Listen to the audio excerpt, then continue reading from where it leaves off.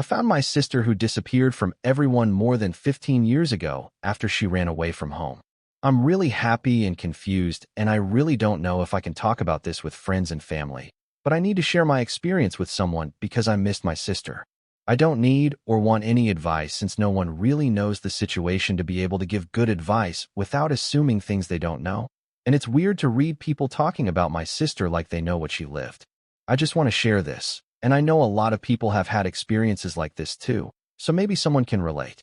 When I was 10 years old, my older sister, who was 22 at that time, disappeared after leaving a note to our parents saying that she's okay and just wants to start over her life. My sister was always a lonely but outgoing person. She always told me that she enjoyed solitude from time to time, and noisy things took away from her quality of life because, to be honest, it was loud where we lived, and it was annoying even for me. We lived in a dangerous neighborhood, so it wasn't too safe, and she hated not being able to go for a walk at night or do things at night alone. She was depressed, and I remember seeing her enduring severe panic attacks. She used to hit herself to stop them, and she had a strong condition that triggered those things. She suffered from other mental issues as well and talked freely about that. She talked about those things in front of me, and these are things that leave a mark on you. She was the cherished favorite of the whole family, although my parents never put pressure on her. They always let us do our life. My brother, who was 19 at that time, knows that. My sister was the golden child. My grandfather always made it clear that she is his cherished granddaughter, even now. She was the calm but funny kind of person. She was the closest to my parents and uncles, so when she disappeared from one day to the next, no one understood what was going on. Even my sister had never traveled alone except to go to work, and she always notified my mother that she was okay for safety reasons. She left a long note clarifying that she doesn't want to be searched, but she loves us. It was a big blow for the family. I remember my mother wanting to report to the police, but they said that my sister was not a minor, and the note said that she left by her own, so they can't do anything. In a way, my other brother knew that this would happen at some point, since our sister mentioned a lot that she wanted to leave everything and go live in the countryside, or become a nun and live in a calm place without any worries, but nobody took her seriously about that. She was always the kind of person who did things without telling anyone. She liked her solitude sometimes, even if she was always friendly. The first months and weeks were strange. It wasn't that she had passed away, but that she disappeared because she wanted to. I remember my mother missing her because they always shared the afternoons together. I also missed her a lot. Even years later, my family missed her, and at Christmas or her birthday, someone would always say, maybe she'll show up now, or we would wonder how she's doing or if she was alive. Back to the present. I'm on vacation in the south of my country. This part of my country is very expensive for a tourist, and I am the only one in my family who is able to come now that I am an adult. It's a place full of villages, and while I was exploring, I came to a place where they sold typical handicrafts of the place. While shopping, I can swear that the first thing I saw was my sister looking at some crafts on a shelf. She looked more adult, but obviously, I recognized her instantly. We are really similar after all. I didn't really know how to respond after so many years, and I didn't know how she would respond, but I went over and said her name. What I didn't expect was that she would smile instantly when she saw me and call me by my nickname. I thought she had escaped because she didn't want anything to do with the family, even if in the note she said she loves us, but she was greeting me as if nothing had happened. She told me that she didn't expect to see me there and asked me if I was on vacation. She said that the village used to be not so touristy, but now more people started to go, and many villagers opened stores for the tourists. I was upset. I was angry with her for leaving us and pretending that nothing happened, but I couldn't respond, so I just asked her if she lives in that town, and she said yes. It's a place filled with old people. We talked for a few seconds. She asked me what I'm studying and if everyone at home is okay. She told me I'm taller and thinner. Then she gave me a kiss on the cheek and told me that if I have a few days off, I can go visit her, but she doesn't have a cell phone, so she told me that she's almost every day there. My sister also told me to send hugs to our parents. I'm confused and full of questions about her. She doesn't even want to hide. She didn't look or talk to me like someone who wanted to run away from something and hide. She was just happy to see me and happy to know that we were all good. But I also feel bitterness for her when I think about all that our parents and grandparents suffered when she disappeared, making my mother feel that she was a bad mother because she couldn't protect her. But I'm ambivalent, as I'm also happy to know that she's okay and that she doesn't hate me or the family, but I'm also confused. Her behavior wasn't that of someone who is hiding or who doesn't want to know anything about her past. She was just happy to hear about us. Edit. I'm sorry, but there are people who clearly don't read the post. There are literally people saying that I didn't even know my sister and commenting as if they knew her and taking things for granted about her life. There are even people saying that they don't understand why I'm angry. It's just a feeling, a normal feeling. It's not that I hate her, and I will treat her badly, God. Nor will I talk to my family without talking to her first. At what point in the post did I say that I'm going to expose her? I'm never going to treat her badly either, because I have no reason to do so. It's crazy how half the comments draw silly conclusions, with my sister when I literally say it up there. Even if my English is bad because it's not my first language, just read the post before you want to get a few likes for some unnecessary advice. I stood there, frozen, as she walked away from the craft stall, her figure blending into the crowd of tourists browsing the village market. Her smile lingered in my mind, so familiar, yet so foreign after 15 years. I didn't know what to do next. Part of me wanted to chase after her, to demand answers. Why did she leave us? Why didn't she ever reach out? But another part, the part that remembered her panic attacks and the way she'd clutch her head in our noisy, chaotic neighborhood, held me back. I wandered back to my rental cottage, my thoughts a tangled mess of joy, anger, and curiosity.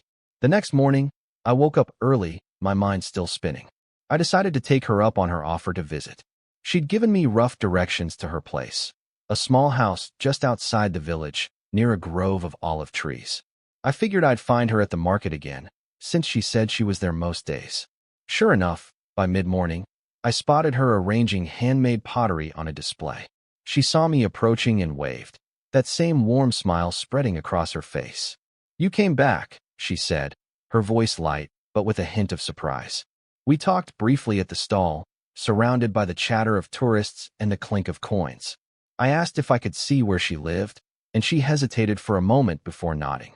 "Sure, come by this afternoon. I close up around 3. She scribbled an address on a scrap of paper and handed it to me. My heart raced as I tucked it into my pocket, unsure what I was walking into. Her house was a modest, stone-walled cottage with a tiled roof, nestled between olive trees and a small garden bursting with herbs and wildflowers. It was quiet, the kind of quiet she always craved, broken only by the hum of cicadas and the occasional bleat of a goat from a nearby farm. She welcomed me inside, and I was struck by how simple everything was: a wooden table, a few bookshelves stuffed with worn novels, and a small kitchen with a kettle whistling softly. It felt like her, like the sister I remembered who loved calm spaces but carried a storm inside her. We sat with cups of chamomile tea, and I didn't know where to begin. The silence stretched until I blurted out, "Why did you leave us like that?" My voice cracked, and I hated how raw it sounded. She looked down at her cup, her fingers tracing the rim. "I wasn't okay," she said finally. "You saw how bad it got. The panic, the noise, my condition. I couldn't breathe in that place. I felt like I was drowning, and I didn't want to drag you all down with me." She explained how the city, the danger, the constant chaos of our neighborhood had worn her down. Her mental health had spiraled, and she'd reached a breaking point. "Leaving was the only way I could survive," she said, her eyes meeting mine. "But I never stopped loving you all. I just couldn't stay. I wanted to be angry, to yell about the pain she caused, but her words hit me hard. I remembered those nights when she'd lock herself in her room, trying to muffle her sobs so I wouldn't hear. I asked about her life now, and she opened up a little. She'd moved to this village a decade ago, after years of drifting between small towns. She worked odd jobs, waitressing, tutoring, before learning pottery from an old artisan in the village. Now she sold her crafts and lived simply. No phone, no internet, just the rhythm of the seasons and the quiet she'd always wanted. She said the village's elderly residents had become like family, teaching her to garden, to bake bread, to find peace.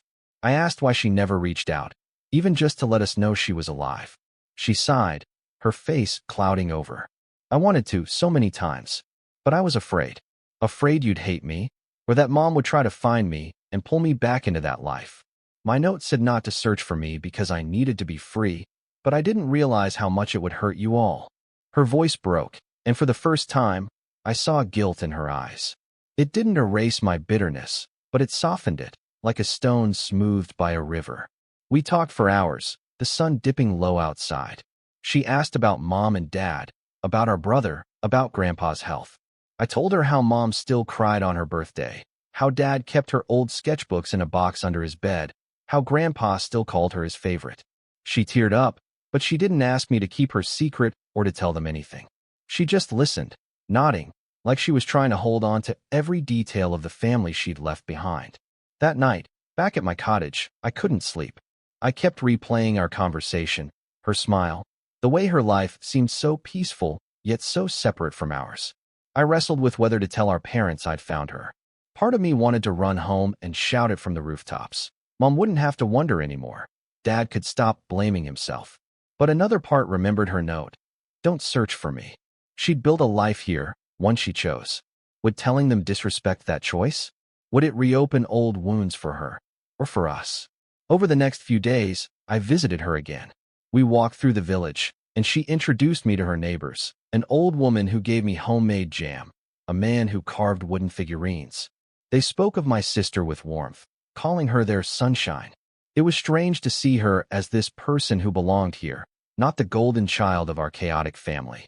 One evening, we sat by a stream, and I asked if she'd ever come back, even just to visit. She shook her head. This is my home now, she said. But you're welcome here anytime. All of you are if you want. She paused, then added, just let me decide how to reconnect, okay? I need to do it my way. I left the village at the end of my vacation, my heart heavy, but lighter too. I decided not to tell our parents yet. I'd talk to my sister again first, maybe write her a letter since she had no phone. I wanted to respect her boundaries, but I also wanted to heal the rift she'd left in our family. For now, I'd carry the secret, holding on to the joy of finding her and the bittersweet ache of all those lost years. I'm still processing it all. I'm not angry anymore, not really, but there's a sadness I can't shake. I'm happy she's alive, that she's found peace, but I mourn the time we lost, the sister I didn't get to grow up with. I hope one day we can bridge that gap, maybe with Mom and Dad too.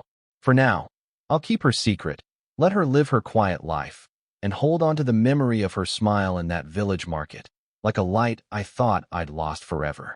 Edit. I've read more comments, and I'm still frustrated by people assuming they know my sister's story. I get that you're trying to help, but I said I don't want advice. I'm not going to confront her or spill her location to our family without her okay. I'm just sharing what happened because it's a lot to carry alone. My English might not be perfect, it's not my first language, but please, just read what I wrote. I'm not hating on her. I'm just working through my feelings. Thanks to those who get it and just share their own stories. It helps to know I'm not the only one who's been through something like this.